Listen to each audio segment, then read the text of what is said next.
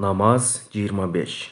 Абу Хурайра радиаллаху анхудан риваят. Пайғамбар саллаллаху алейхи вассалам: Ким әрбір намаздың соңында 33 жолы Субханаллах, 33 жолы Альхамдулилля, 33 жолы Аллаху Акбар, бары 99 болады.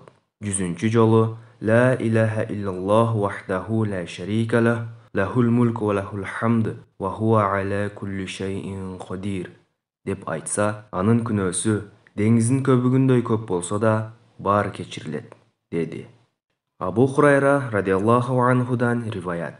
Пайғамбар саллаллаху алейхи вассалам: Ким әрбір намаздың соңында 33 жолы Субханаллах, 33 жолы Альхамдулилля, 33 жолы Аллаху Акбар, бары 99 болады.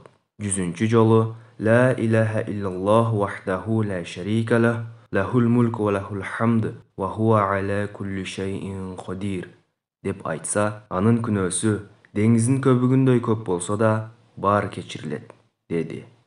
Абу Хурайра радиаллаху анхудан риваят. Пайғамбар саллаллаху алейхи вассалам: Ким әрбір намаздың соңында 33 жолы Субханаллах, 33 жолы Альхамдулилля, 33 жолы Аллаху Акбар, бары 99 болады.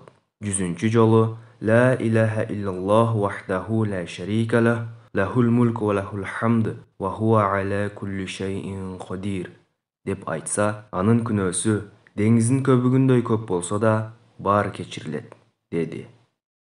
Муслим.